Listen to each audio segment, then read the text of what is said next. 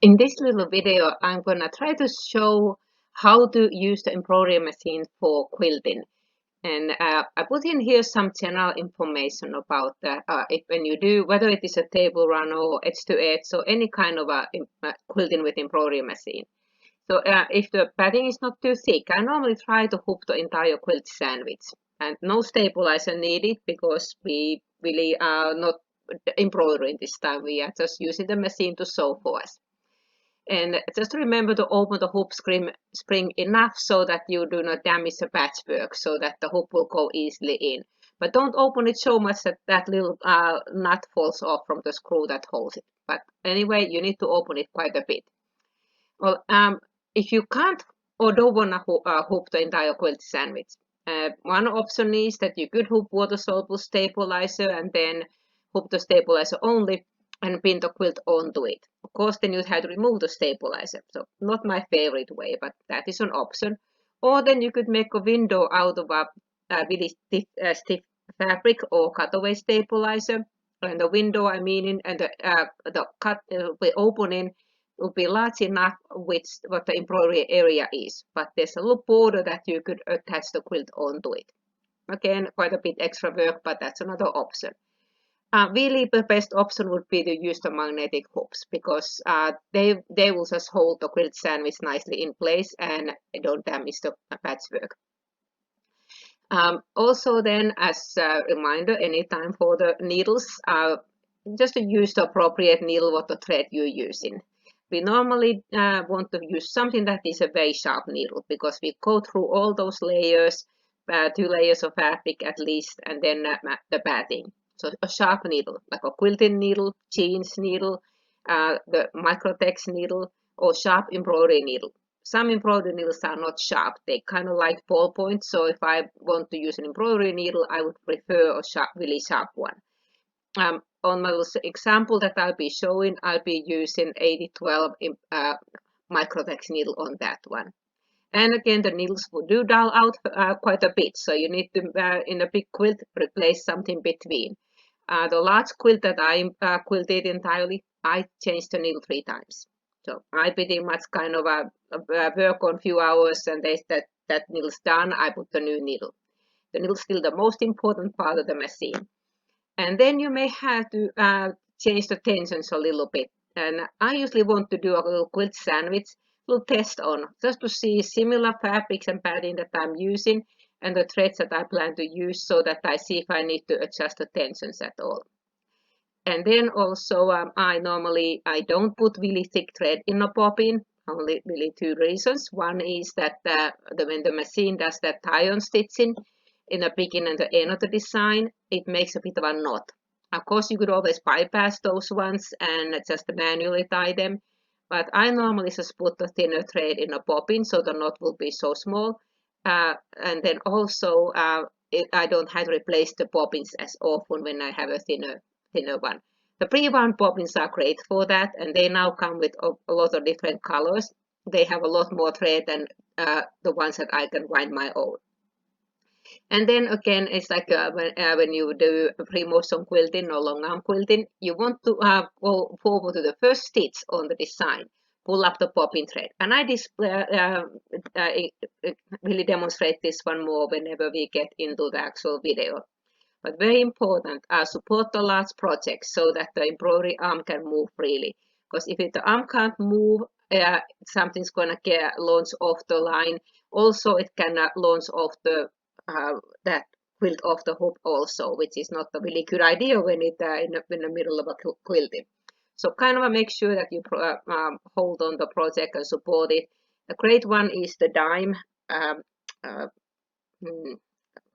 Weightless quilter. Sorry, kind of messed up on there.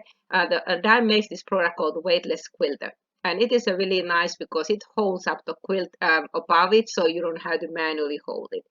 And then also, I normally just run my machine a bit slower. I was doing in a sample 700 stitches a minute.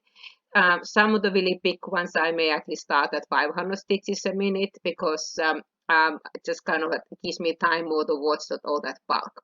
So there's just some generic information. I'll be repeating some of these comments whenever we get onto the video, but the actual demonstration. But that was just a little summary that I have.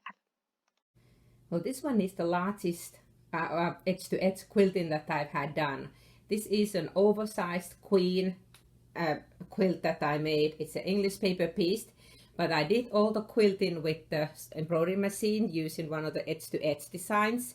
So it's kind of hard to see from the top because I used white thread, but if I show the back side, you can see maybe somewhat on that little flower designs that I had done on this one. So the entire quilt has been quilted this way. A good way to start is just a table runner if you don't want to go for the whole large quilt. This one in here, I was using one of the long arm quilting patterns, but I done it with an embroidery machine. But it is the same kind of a connecting one. So you can see some places there's the connection point. So they connect pretty well as a continuous one. And yeah, this is quite a long table runner. This other one is using the edge-to-edge design. And it was using some of the smaller versions of it. So I have 2 rows in here. So the one going on the top and then one on the bottom. And this one in here was done usually on my multi-needle machine. So that's a class we did in the shop for how to use the multi-needle for continuous quilting. So this is just another kind of just using it on a smaller scale. And you can see the connection points where the machine makes that knot in here when it ties the stitches for the next design. My first continuous quilting in embroidery machine, I just did some test fabrics and then I turned them into a sewing machine cover. So this one I can again see it a little bit better when I sew the lining side of it. That is okay, there you can see the connection point where the machine makes the knot. But that one in here was just a piece of fabric that was quilted using one of those edge-to-edge designs. And then I made it into a machine cover. And I have them for several of my machines. This design on here was actually from the dime book for the machine quilting. But then all the other ones in here are using some of those edge-to-edge designs. Well, what do we need? Well, obviously we need the quilt to be quilted, quilt or table runner. So I have a quilt in here that is just a little lap size one that I use some scraps to make. And then I have made a quilt sandwich. The important thing on the quilt sandwich is that your padding and your backing fabric is somewhat larger so that there's space for hooping it. And then of course we need some thread. And I was using embroidery threads on this one. I was going to use embroidery threads. You could of course use quilting threads just to have to choose your size of needle appropriately. Since I'll be using embroidery threads, I want to use a sharp needle no matter what I'll be doing with the quilting because of the layers. So I'm using on my machine a Microtex 8012 needle. If I was using some of the heavier threads, I would then go for either sharp embroidery needle or I would be going for the quilting needle, which are sharp ones, or maybe even denim needle. Or the Microtex don't come very high numbers, they go to 9014, so you could use even some of those ones. And if you use a 12-weight thread, then I would go for the top stitch needle because they have the larger eye. That's the only time I personally like to use the top stitch needles, are the larger threads. Well, I was taking some of the ones I'm variegated. This is silk thread, very thin silk thread, number 100.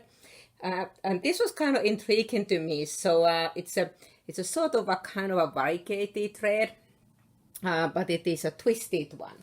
So in order to see how that would look like, I made a silly test sample.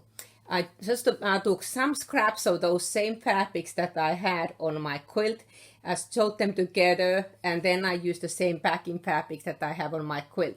And I did the test. I just sewed part of it, and it's kind of hard to see, don't really sew too much, but I thought that twisty thread just made it look quite nice.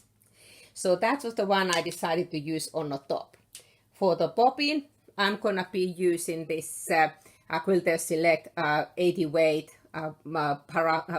polycotton thread because it's a very thin thread. The reason for the thin thread in a bobbin is that I don't have to fill the bobbin very often, because in a large quilt, yes, you'll be using a lot of bobbins.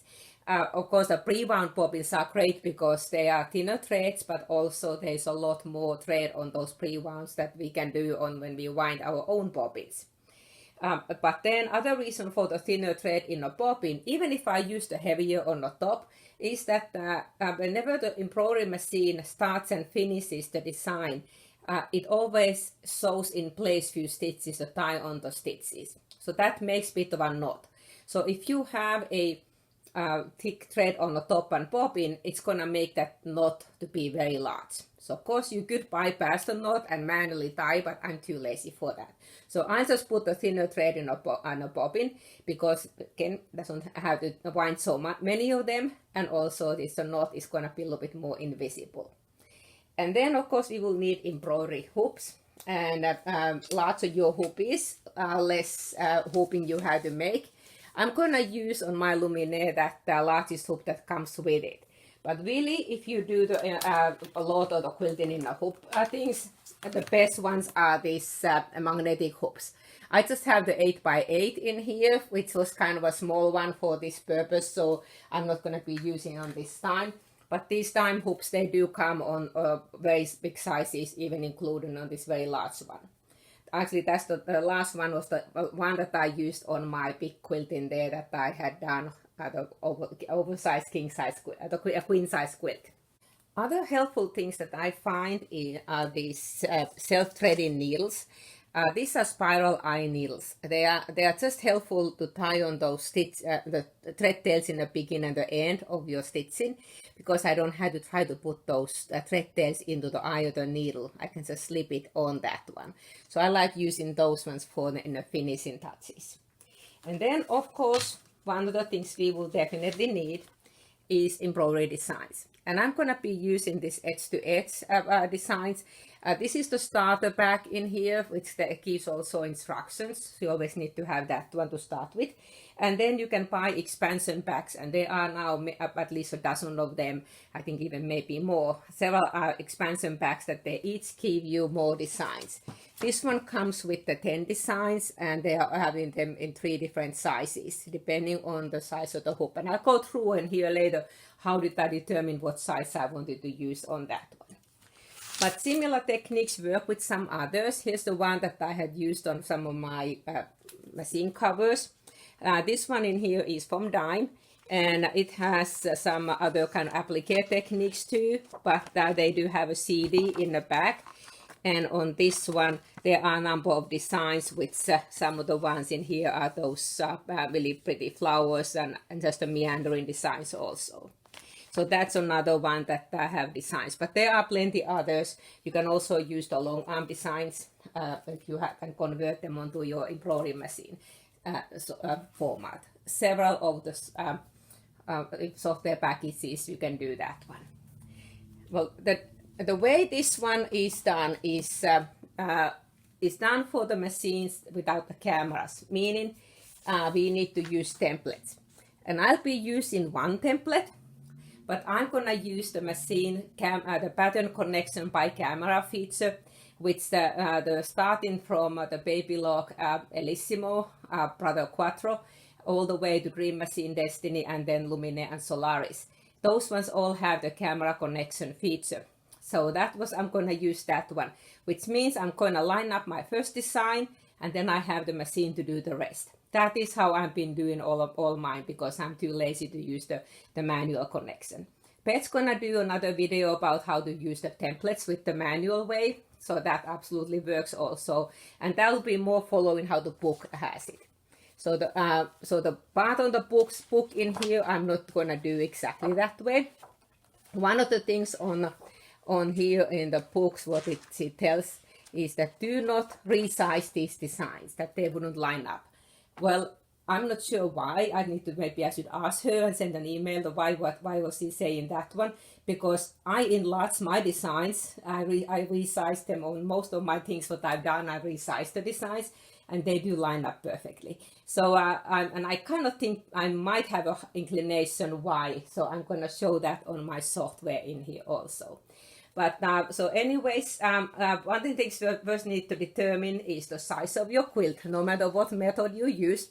So you need to measure the size of your quilt and then determine on which hoop you want to use and how many you get these ones.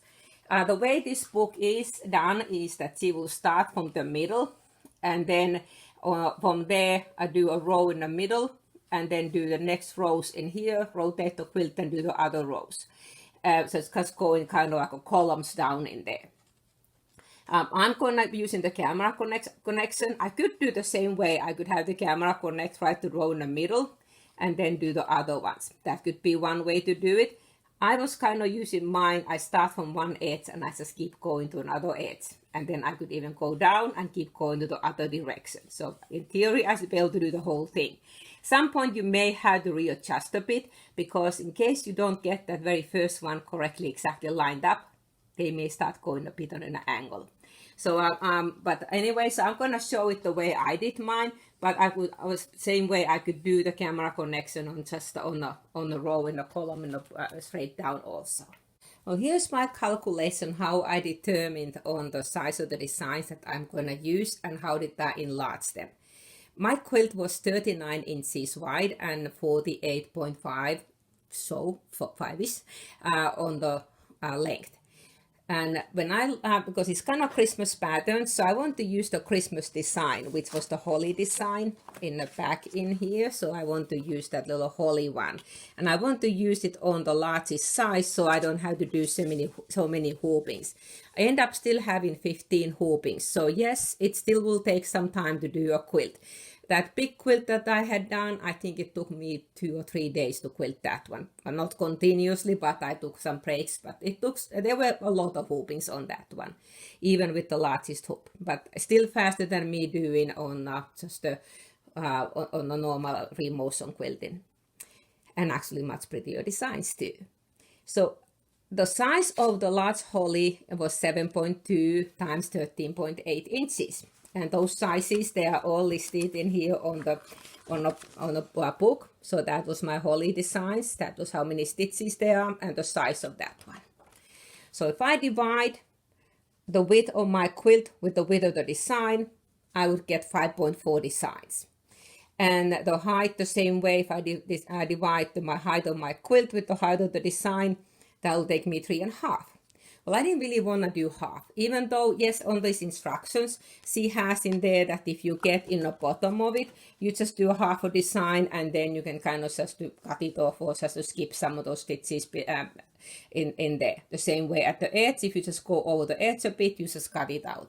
That would work too. But I wanted to try to have as close this completed one. That's when I decided to resize these ones. So if I enlarge my designs to be 7 3/4 on the width and the 15. Actually, I put my length first to be 15 inches, and then it proportionally resized the width to be this one.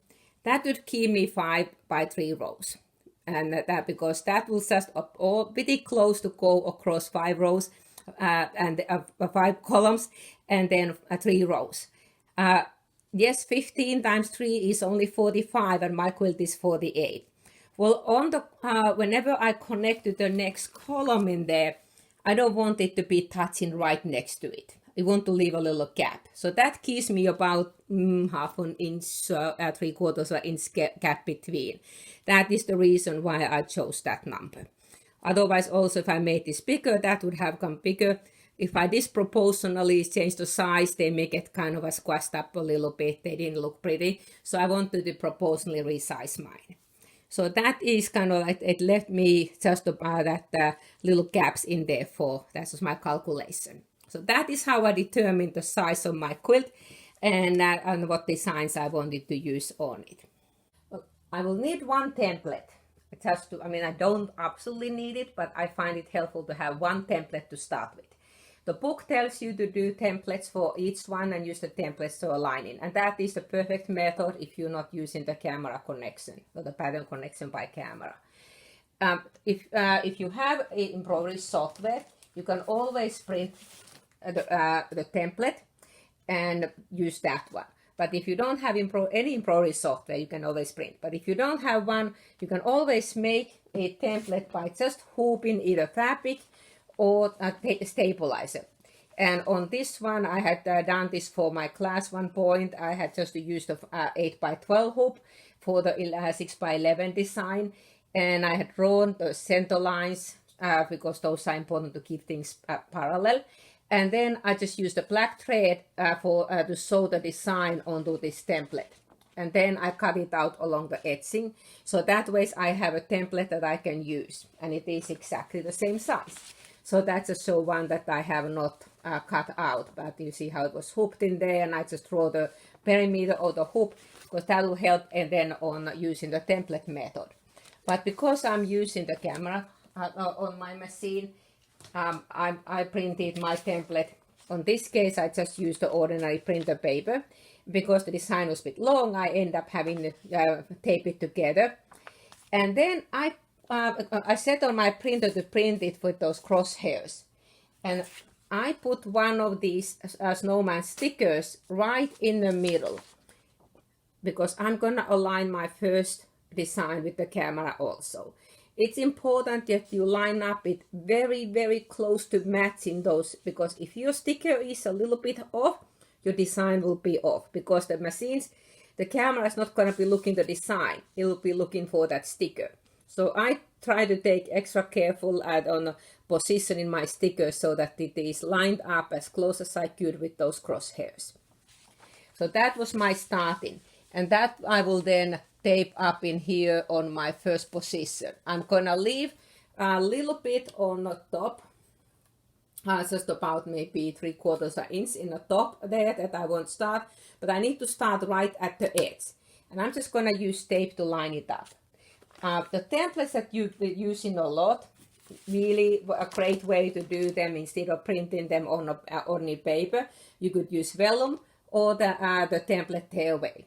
That's what I had used on this template. I printed on a template tearaway. And then you can just peel this one off, and it is just a giant sticker. Stays a lot better on your piece of fabric than on your quilt top than my little paper template. But on my purpose in here, because I only use it once, it worked out great. But this is a great way to use if you reuse the template many times. Dime has a similar product also. So it's designed for printing embroidery templates.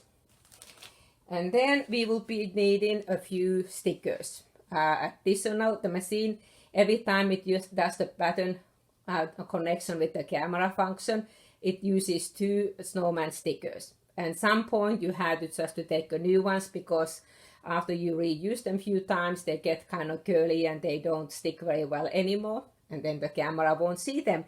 So you just need to have a sheet of these stickers.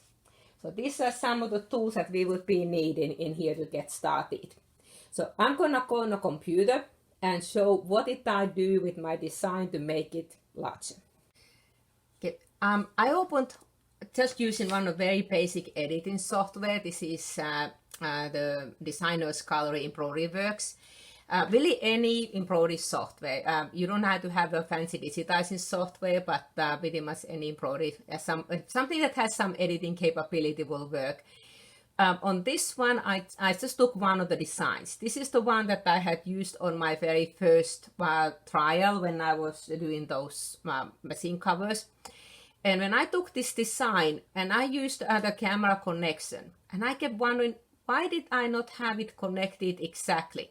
And then when I looked this design in a computer, I realized why I can't have it exact connection. See, if I enlarge this design a little bit in here on the screen, zoom in a bit, see, this one does not connect exactly at the center line. And the same thing on the other one. So some of these designs I noticed on that CD, at least the very first CD, they don't start and stop exactly on the center line. When you manually connect them using templates, it doesn't matter.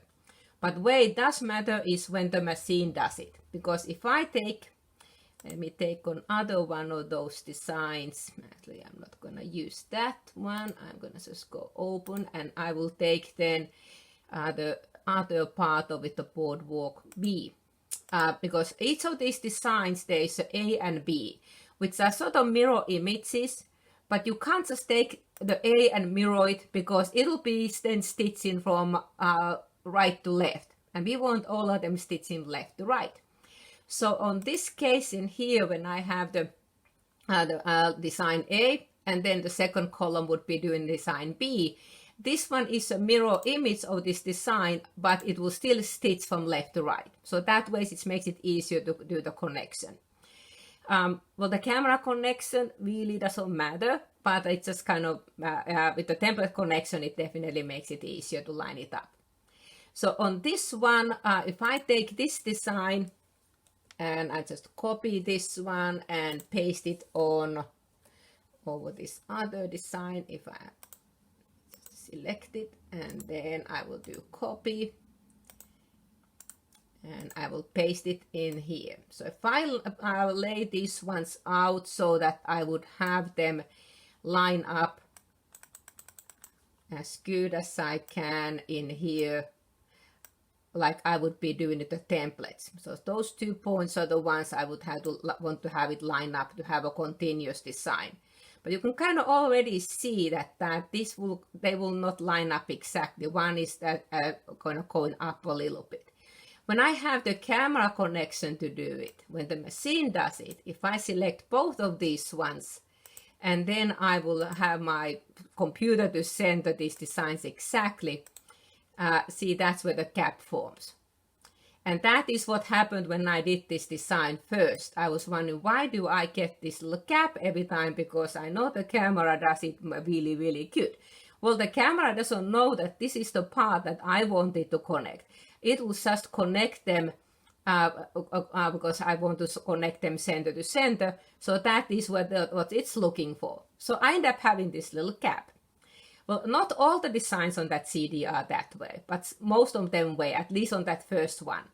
So what I did was I took some of these designs, and we go back on this one. And on this software, I have, I believe you have to have the advanced version on it. I can go and do a little stitch edit. So I just select a little stitch editor. Floriani software, you definitely can do that one, and all the bigger ones, you can, any digitizing software, you can do a lot more editing. But that way, I'm enlarging in here to see all these points. So if I select these points, I was able to move these stitch points, and I did not do one at a time, I moved multiples, but I moved them down to be right in here on that center. That is where then I was able to have those designs line up pretty with the camera connection. So here, that's just like a really quickly done in there. So that's where I wanted have them be starting at the center. And I have redone several of these ones. So here's kind of, you can see that several ones I put modified. And here's, for instance, the board work that I had modified, that is lined up right, start and stop right at the middle. So that is the reason I believe is that YC has on the instructions that do not resize, that they wouldn't line up. Because yeah, if they are not starting lined up in here, if you resize, that cap may even move. But if they start and stop in the middle of it, you can resize it, because that's exactly what I done most of my designs. I've been either resizing bigger or smaller, and that way they still all line up. So this is what I done with my Holly design that I'm gonna use. I resized this to be, it's a selecting here, to be 15 inches high and then 7 3/4 wide. The original size was a little bit smaller. And I also made sure that they start and stop in right on that middle line, so I had to move those points a little bit. This wasn't off very much, but it was off a little bit. So that is what I did with my software, and then on mine, all I had to do is just to do the print. And because the design was so big, my 8.5 by 11 sheets, it printed on two papers. I just lined them up, taped them together, and here's my crosshairs that I was able to put my snowman sticker then, and have it lined up perfectly according to those lines. And then what I did, this software is kind of pretty cool in here. Because I have the Luminaire, the Solaris and Luminaire. These machines can be connected to the internet. So I was able to send this design wirelessly. It says send to Solaris XP1. So I just clicked on this one and I sent my design wirelessly to my sewing machine. So I didn't even have to save it on a memory stick. Well, I have hooked my quilt sandwich. What I did first, I taped that a design on the position I wanted it to be. And I had done a little mark where I want to have the top of my next row to go. So that kind of gives me the idea about how much gap I want to leave on both of those sides. So I placed it in there, just a little bit of a tape to line it up, and then I hooked my sandwich. But you see, the reason why you need to have your quilt backing and the batting larger is that we need to have space for hooping. If your batting and backing aren't large enough, you can always sew a little scrap piece of fabric to extend it, but you need to have enough space to hoop it on that corners, and especially edges and corners. And then if you use standard hoop, remember to open that screw wide enough to have the design to fit in it. And then I just tightened it up. So now I'm ready to go into my sewing machine and get sewing on that one. Well, I have put the hooped quilt sandwich into my machine. And one thing to watch in here is that larger your quilt is, you need to make sure that you support the quilt well. So when I was doing my large quilt, I pulled my koala table away from the wall and I lifted the out back leaf in the back, so I had plenty space to support it. Another great tool for that to hold your quilt is the weightless quilter that Dye makes. So if you do a lot of quilting by the embroidery machine using, especially with the larger quilts, that is a great investment because it holds the quilt up. So I pretty much hold it on the smaller ones in here on my lap to support it, because this arm has to be able to move. So if anything that prevents that arm moving, it's going to make a hiccup on the stitching. Other thing also is if you use the larger hoop, like on mine in here, I had to pull my table away from the wall a little bit, otherwise that big hoop would hit the wall. So I have hooped that one, and I'm gonna go on the video in here on the screen to pick up the design and to show how do I align my first one. But before that one, see, I didn't hoop it perfectly straight. That's a beauty of the camera in here, that I can use the positioning sticker to have the camera line it up exactly. As long as my design fits in the hoop, even if it has to rotate and move it around, it will work. Also, when you use the pattern connection by camera feature, your design must be quite a bit smaller than your hoop. The machine has to have 15 millimeters, which is like 3/4 of an inch. How to have a space in there that it can move the design. If you have your design so large that it just barely fits in a hoop, the machine wouldn't be able to have any way to move it, and really no point of having the camera connection then, because you'd have to line it up perfectly in that case. So your design just has to be a little bit smaller in order to use that camera pattern connection by camera. But the first one in here, I said I just put I tape the template with the positioning sticker on it, and I will get that design, and then I will have the machine to line up the first one. Okay, I'm at my machine, so I'm gonna go onto the pocket because I saved the design, and I saved it in here with wireless. So there are two designs. There's the A and B. So every other column is gonna be the A design, and every other one the B design. Okay, the only difference is that they kind of mirror images, so that way it makes the kind of the design look like it's a bigger design than it really is. So I'm gonna go and pick up the A design first and set it. And then I'll go to embroidery, and on the layout, because I put that little positioning sticker, I will just touch that the little snowman or the positioning sticker marker, and I will tell the machine to go ahead and position it according to that one. That's okay. And it asks what are you going to use as a reference point. The default is the center, but I could use any corner also depending how I want to use the positioning sticker.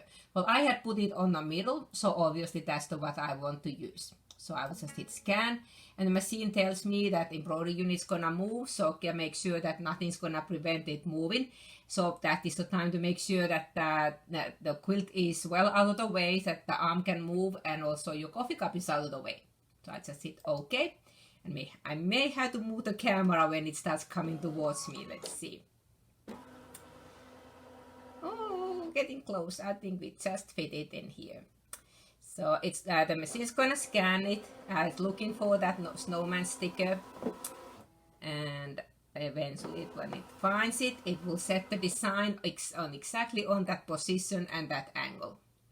Can you see it on the screen that it said, yep, I'm finding it, I'm just aligning it. I did not have my fabric thickness sensor turned on this time. I have fairly thin pattern, so I was a bit lazy on this one, but you do get a bit more accurate scan if you are using the position, the fabric thickness sensor. And that would be going on the here on the settings page and turning it on. But my machine tells me at the moment that it has found it.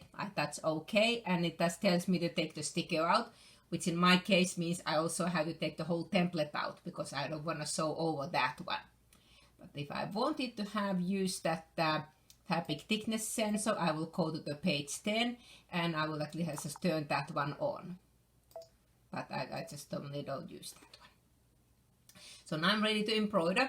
But before I go for the embroidery, some point before I finish this design, I need to make sure that I will tell my machine that I am gonna use the pattern connection by camera feature, which is this piece that on some machines it looks like a film strip, but this one it just looks like there's a one connected to another one.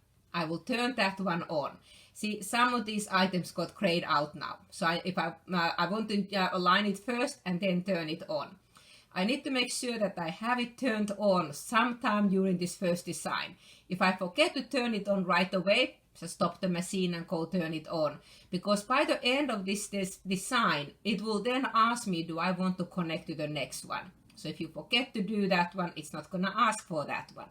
So again, if you don't remember it right in the beginning, just stop the machine and turn it on before it finishes the first design.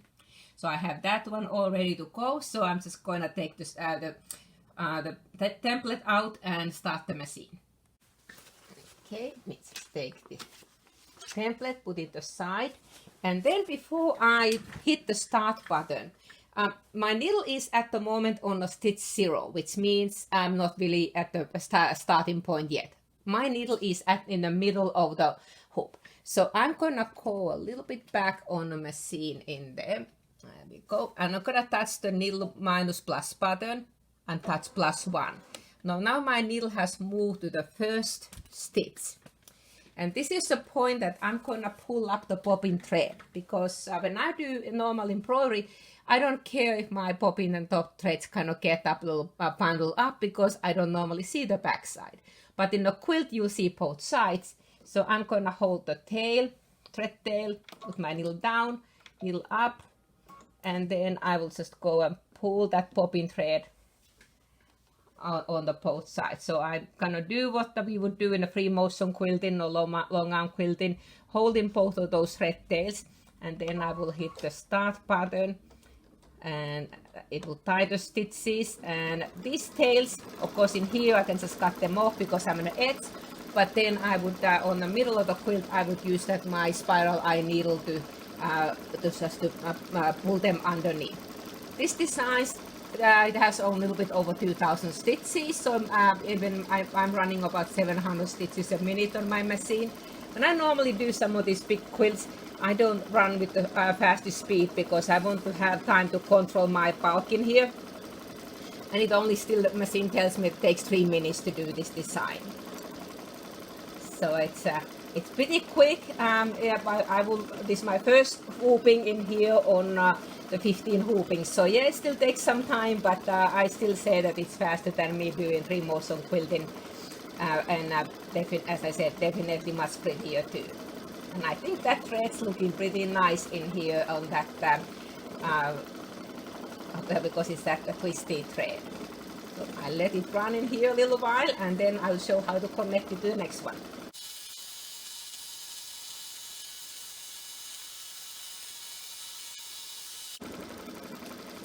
one thing is I'm protecting the quilt sandwich in here, holding it up a bit so that the machine can move freely. And also, just one of the things that I don't know if you noticed, but I had zigzag at the edge of my quilt. One reason I did this one, even though I did use the fuse, I actually used the Quilter Select Free fuse on this one, which is a little powder, and you sprinkle the powder on it, and then you iron it on. You could use, of course, the spray adhesive or also just safety pins on this one too. But I kind of found that I didn't want to use the spray inside, and it was too big to me to take it outside, so I used that free fuse. But still, because I'm going very close to the edge in here, I didn't want my foot to catch on the edge, so I zigzagged this quilt sandwich first. I put the Move It foot, the digital dual feed, on my machine, and I just did this stitching. And actually, I did first the stitch in the ditch, because first I thought I will only do the center part, but then I got into doing the whole thing. So I had done a little stitch in the ditch on this one to kind of anchor it a bit. But that really was extra. But I found that if I zigzag the edges, that way I don't have my foot to catch on the edge when it goes very close to there. So now let me turn back onto the screen. Okay, the first embroidery design has been finished, and now I got the message as telling me it's finished and asking is it okay to connect to the next pattern. And if I say cancel, it's not gonna do it. So I had to touch OK. If I did not get this message, that meant that I had not turned on that camera connection button on that during that first design. So that's why I kept emphasizing that you need to make sure that that's been turned on that first design. So this time I said, yep, I do want to connect the next one. And you need to follow the instructions exactly. If I just keep hitting OK, OK, OK, I may miss something. So this is the time, especially in the beginning, to read exactly what it tells me. It tells me that don't remove the material from the frame. So leave your embroidery hoop in the machine and unhooked as it is at the moment. And then it tells me to touch OK to pick up the next pattern. Because it doesn't know what I want to connect next. I could use the same one or a different one. Well, this time I want to use the different one. So I will go and find that design again, and it is on my memory under the wireless portion. And I used the LA version first, so now I'm going to use the B side of it. And I will do set. So now my bottom right corner has a little bit different icon than before. Instead of saying set or OK and in there or embroidery, it has that big shoulder pattern connection. So I will touch that one, because that's all I can really do on that page. So now it asks, well, how do you want to connect it? It assumes that you're going to do a border. So it's going to put it on here on below the first design as a default. I don't want that one. I want to go from left to right this time. I mean, I could have done columns first, but I chose to do borders. So I had to just touch on that section where I want to have it, because I could have it connected anywhere I wanted around that first design. I want to go this way. So it kind of shows in the graded area, the grayed out area in there for the current design that was embroidered, and then it shows how the next one would connect. And as a default, it is connecting center to center. That is why I was showing on the software that why it was important that those centered actually exactly connected, because the camera doesn't know that that's the part we want to do. It just looks from the top and bottom of the design and connects center to center. I could also rotate the design in case needed. I could offset if I need it. I could also do some a little bit of using the different points in here for connecting also. But I want to use the center point. So now, and I want to leave the in this case right next to. I don't want to have a gap between. I want to have a gap if I do the columns, but this time I don't want. So I'll touch OK. And again, I need to read what it tells me. It says, yep, the hoop's gonna move, so watch that everything can move OK. And now it asks me to place positioning stickers. I need 2 stickers for this one, and I need to put them exactly how it tells me. If you have a Dream Machine or Destiny or the Quattro or Elissimo, it will show the live view in the camera on the screen, and it shows you where to put those stickers.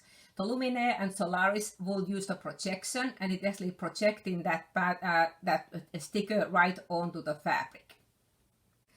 And it kind of faintly shows in the camera, and I can see it better on my fabric, but it shows me in here that this is where it wants me to put the sticker. And I need to put it upside down like the picture shows me. So you can maybe see a little bit that projection in here. The camera just doesn't pick it up very well. I'm using iPad for recording, so that may not pick up as good. But I want to line it up as good as I can where that little projection shows it. The little red marks, it shows where it goes. And then after that one, when it's been done, I will just go ahead and then that's the scan button. And what the machine's gonna look in here, it's turning on the camera and it'll be looking for that my sticker to see where it exactly I put it. Because I may not have put it exactly on the position it wanted me. So it's checking on its own. So it's going in there and just checking that one. My sticker is a bit old, so it may get a message saying that I can't do it. Let's see if it finds it. I think it was happy, it's still smiling. Some point those stickers get kind of wrinkled up and you may have to get the new one. And now it needs another one. And it moved, the hoop moved. So that in this case, I got, let me see if I can move this camera a bit. I got my first sticker there and you see kind of how it was pushing it down a bit, it gets wrinkled up a bit. And now it wants me to put another sticker now onto the top part. So I will take another one and do it exactly the same way. I have a little projection. Again, other than Solaris and Luminaire, they will show that on a screen. The multi-needle is the same, it shows in a screen. But on the Solaris and Luminaire, it will project it. And then I will hit again scan. And it will be looking for that sticker where I put it. And then after it finds it, it's still smiling at me. It's just kind of checking it exactly where it is. And then it tells me to rehoop it. So again, it's like if you follow the instructions exactly how it tells in here, you normally, you'll be okay. So just I had to do this time you have to do exactly what it tells me. So now it just tells me don't remove those stickers. You need to make sure that they don't move. And then you will hoop it as it shows on the screen in there, meaning that my old design was here, and then my new design, I had to hoop it so that these stickers are on the left side of the screen, but still within the embroidery area, as it says in here. So I'm gonna go and take the hoop off the machine and rehoop it. I rehooped it, so you see that my stickers are now on the side as it told me, the one on the top and one in here on the bottom. I just need to make sure that they are within embroidery area and that my new design will fit onto this one. That's the reason why the design has to be that at least 15 millimeters smaller than your embroidery hoop is, because otherwise it wouldn't have space to align it. I was using the standard hoop on this one, so I actually took the hoop off the machine. If you use those magnetic hoops, we really don't need to take the hoop even off. All you would do is you lift your magnet, put it over the machine bed in there, and then move your hoop fabric in a new position and put the hoop back. Actually, when I was doing that in my very large quilt, I did not take this hoop even off all the time. This hoop that I'm using has that within it disconnect one. So on that one, I just opened this one up, pop the top frame out, move the hoop to next position and line it carefully back again and close that one. Because this way I don't have to adjust that little adjustment screw on this one. I just had it already set for that first time. So it worked pretty good. Other good tip also is after you've done a couple hoopings, make sure that you have enough bobbin thread in there, because there's nothing more annoying that you're in the middle of a big quilt and your design almost in the end of it, then you run out of bobbin thread. So every once in a while, when you rehoop it, check your bobbin and put a new bobbin if needed, so that you don't have to do it in the middle of the design. So now that I have it hooped, put the hoop back in the machine. Now it just tells me in here that I can hit the scan. So I will touch the scan. And again, the machine's gonna be looking for those positioning stickers. So just move out the way a bit so it has space to move, and kind of hold onto my quilt so that I'll stay on the way. There we go, it's looking for the first sticker. And you kind of see it in the screen too. It's just checking on it where it is. And I didn't even have to hoop it straight. I didn't do any careful about aligning it, because that's the whole point of using this camera connection. And here is checking for the second one. You can kind of see it on the screen. It's still smiling at me.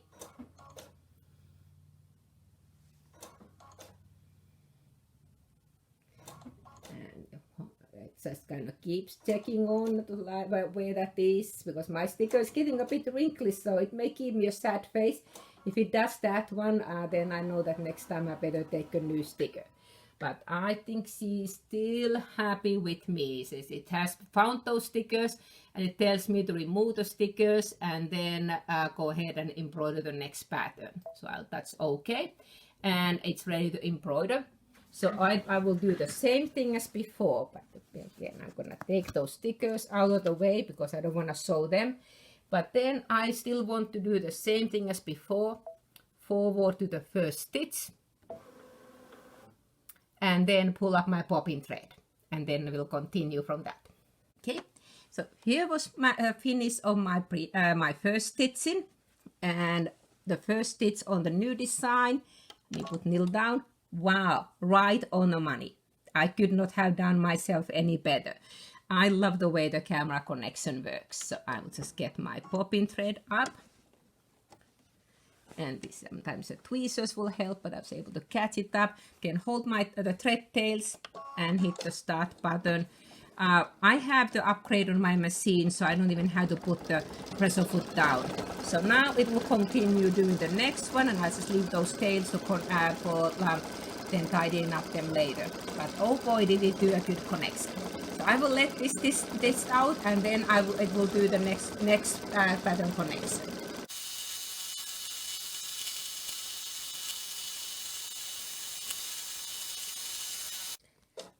Okay, has finished the second design, and now it is telling me again embroidery is finished and okay to connect to the next one. I say go ahead. Again, it just tells me don't remove the material from the frame. Press OK to select. Okay, so I'm gonna go to the pattern again on my wireless, and last time I used the B, so now I'm gonna use the A because I wanted to alternate them. And then again, only option I have is to touch that bottom right corner for the pattern connection. And then now it remembers that last time I want to go this way, so it will remember that one. And yep, I want to have it going right next to, so I don't need to change anything, no rotation, nothing. I just touch OK. And then it tells me it's gonna move. And then tell me to put those positioning stickers. So let me see if I can get one more go out of my old stickers. They might be getting a bit old. So I've done my first sticker, start scan. It's gonna be checking where I put it. And then after it's happy with that one, it's gonna tell where I put my second one.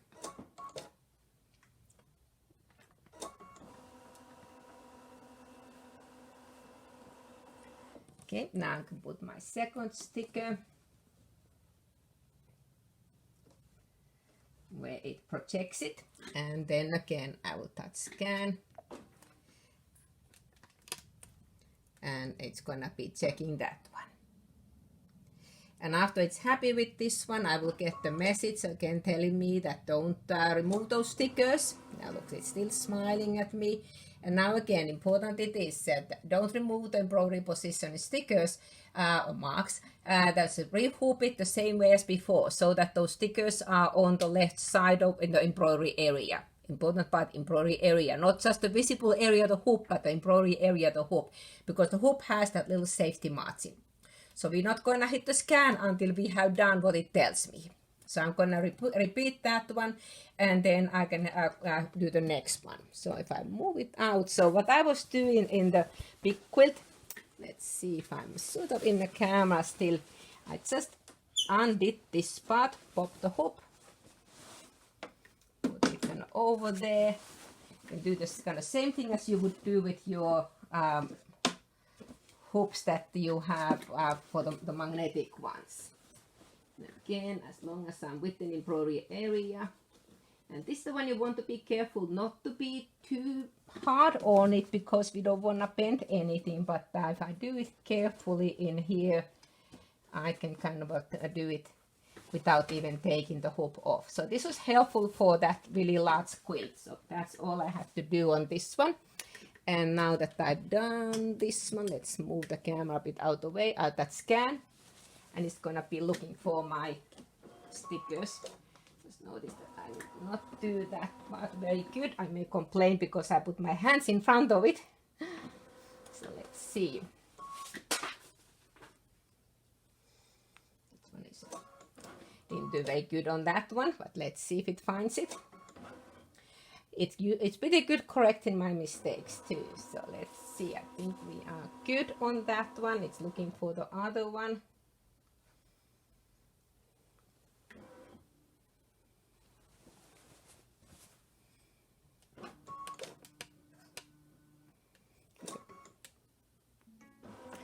And it's smiling me again. It tells me to take the hoops, the marks off the hoop,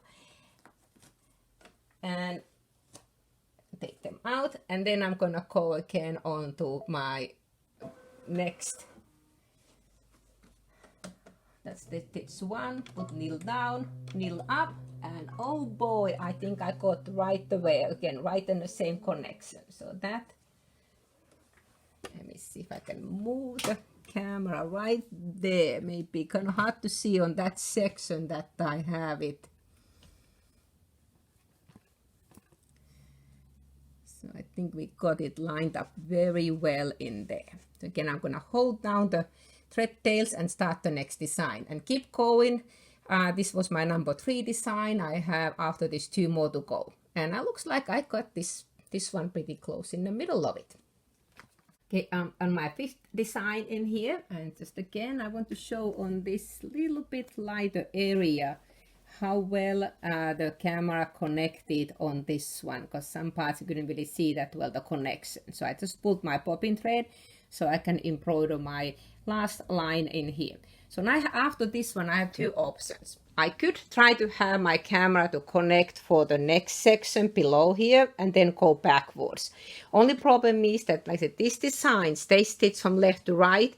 So it's just kind of awkward whenever you redesign and then go that way. I've done it that way too. The other option is that I will just they'll cancel after this design, not to connect to the next one, and then I will just start with the templates to the next row and do left to right. So I have 2 options. So I could go kind of zigzag motion or just do each row separately and use that same template using the alignment on the first one. This design is going very close to the edge on this one. So that is one reason why I zigzag the edge down, so that way my foot doesn't catch onto that edge. Other option, you could tape it down, and just like if you use the Kipperbell tape or the Scotch tape, it will be going okay over that one. But you just want to make sure that that foot does not catch onto the edge of the quilt, so and never goes too close to edge. But also is the reason you see why you have to have your backing and the padding larger than the hoop the top is, so that we have space to hoop it. So that is the one you can kind of see. I'm kind of on the top right corner at the moment on my design. So that's just about getting close to finish this last one on the first row. This is the 5th design. And they did connect very nicely on there, on that section. You're going to see those longer thread tails in there. So really, really perfect connection. But they're just it's getting close to finish. And then what do we do for the next row? Well, I have 2 options. I could have my camera to connect for the one below. I will show how that works, or I could just cancel this row and then do the next. But see, oops, here we go a little bit off onto the padding area too, so that's alright, that gets cut out later on. But that's the reason when I take zigzag it, so I don't have any trouble it then catching onto it. now it's finished. So I have two options. If I wanted to continue on the going kind of up down the way and then from right to left, I could touch OK and connect to the next one. If I want to start the next row from the beginning, I would hit cancel. So let me show if I want to go down the way. I will touch OK, get up at the pattern, and this time I would be using actually the same one at the pattern because I'm on a column A, so I will pick the A on that one and then do the connection. But instead of connecting on the side, because I'm run out of space in there, I would now connect it to bottom. However, I would not want to connect it right next to it. I want to have a little gap between. So I'm going up, make a little gap on there. And I maybe went a bit too much in there. I didn't think I wanted an inch. I think I wanted about 3/4 of an inch on gap on that one. So that way now it would connect in here, and see if I can zoom in a bit closer. It will do that little gap on that one. Well, if I don't want that one, which I actually may do again, I'm just going to cancel. I say OK to cancel it, and now it has forgotten what I was doing. Whenever I had left the longer tail in the beginning in there so that I can pull those tails in, but if I wanted to have longer tails at the ending, I just left my thread cut and the ending ends up being on the back side, and they're fairly short. They're only about 1/2 inch long, so a little bit tricky. A little bit tricky to get them onto the even the spiral eye needle. So one option, you could go on here on the little scissor button and turn off the end color trim. That way it would not cut the threads at the end, and then you could have a longer tail and manually cut those threads, and then you have a longer tail to put those things in. So that's another option. Also, if you use a thicker padding or have more three-dimensional things on your design, you may want to go on the settings and put your embroidery foot a little bit higher. So on my English paper piecing quilt, because it had lots of points, so quite many layers of fabric on that one, some of the intersections, I had increased my foot height a couple notches. This is a fairly thin pattern and also fairly flat quilt, so I left it as a default. But those are other important things, and as you see also I have lowered down my embroidery speed a little bit because I want to kind of watch on what it's doing. If you get this message that it cannot recognize the embroidery positioning marks, there are a couple reasons. One could be that the sticker is just getting too old, too wrinkly, which this is on my case. I'm still using the original ones that I had started the project, and they are just getting too wrinkly and curly. So I just need to then try to smooth it out for this one, and next time need to use the new one. Other reason would be that if I'd hooped it so that the stickers would be outside the embroidery area, and that's where it tells me that I would have to re-hoop it to make sure that those stickers are still within the area that the camera can see them. Well, it's quilted. Took me less than 3 hours, including even the videoing time on this one. So I had 15 hoopings, and I did them on 3 rows. So I used a template on each of the starting points from the left side and just went across. So there are 3 rows and 5 columns on this one. And let me find somewhere that there was a connection. Here is the one I can see there's a connection point on the darker area. So I think it did very well on that one. I don't think I could have done any better without it. So if you accidentally lose your, you hit cancel on some point in there and your camera connection goes off, you can always get back onto just line up one design manually by using the templates, or just scanning the background pattern or the Solaris and Luminaire using the projection, and then continue with the camera connection part. So you can always do that. Also, if you need to turn off your machine in the meantime, yep, you can just turn it off, and when you turn it back on, it will remember where you were, and I'll just ask you to resume the previous design. The back side I think looks really good too. Of course, the black thread, the black thin thread doesn't really show too much in here, but I think the whole quilt turned out very good. So now all I have to do is trim it and put the binding on it, and then may you go to my Etsy shop again.